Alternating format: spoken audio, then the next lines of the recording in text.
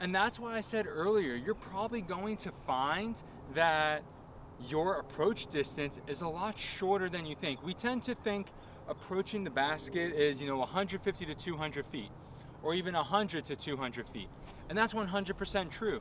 That is the typical approach distance. But we have to redefine approach a little bit, and we have to realize that it's also when we need to stop putting and actually approach the basket. Hey guys, what is up? It's Antonio. Welcome back to another episode here on Gladiator Disc Golf. I'm super excited about today's video because today we're tackling one of the most difficult decisions that all disc golfers have to make: when to putt and when to throw.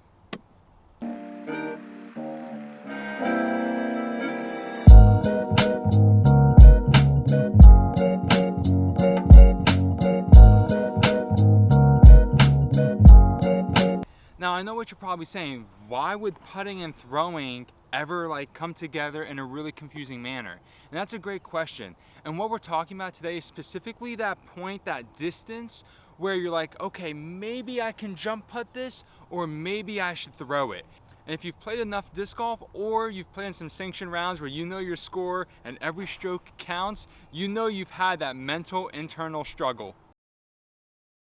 So since this number is different for everyone, here's how you want to go through it. What you're going to do is place a marker every 10 feet between 30 and 100 feet. The next thing is to figure out your comfort zone around the basket. Now, what is your comfort zone? Your comfort zone is where if you miss a putt or when you throw the disc, where you feel that you can make it basically 9 out of 10 times, if not 10 out of 10. Now what I'm going to do is, starting at 30 feet, I'm just gonna take about 5 to 10 putts from each station. Now whether you use 5 or 10 or more or less, what you wanna make sure that you do is that you document every single make and miss. This is definitely the most tedious part of this entire process, but it's super important that you do this, otherwise you're just going to be guessing the entire time. Between 70 and 80 feet is when we start to see a pretty big drop off, and I start seeing the discs trickle a little bit more. And last thing I want is for a disc to trickle and end up outside of my comfort zone. So it's super important that when you start keeping track of these numbers, you pay attention to where the disc is landing. If the disc starts landing closer and closer to the edge of your comfort zone, that's when you realize that you are actually hitting the mark for when you need to approach the basket instead of putt towards the basket. Not only do you want to pay attention to where your discs are landing inside your safe zone, you also want to pay attention to your body itself.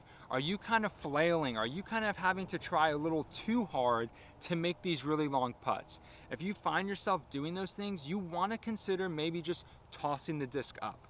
Now there is a difference here when we're talking about putting or approaching.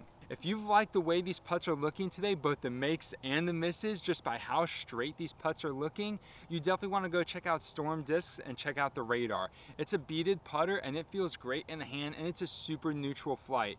I use Radars for putting and for approaches, and I can always count on it.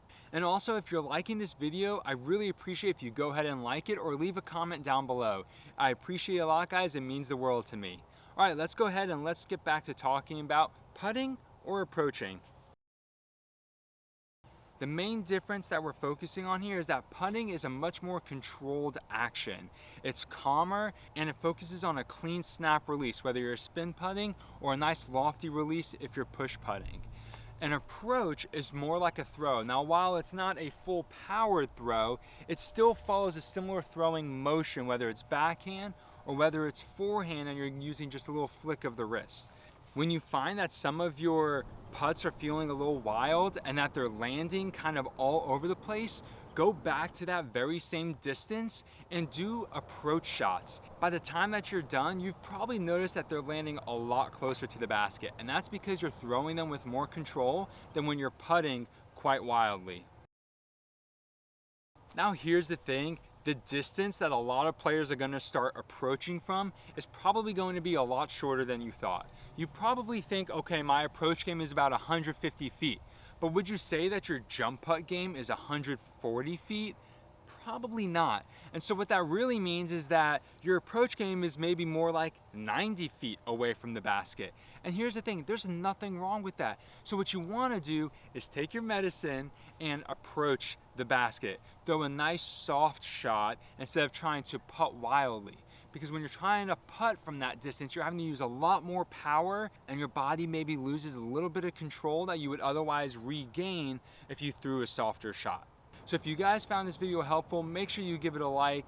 Thank you so much for watching, guys. Until next time, have a great round.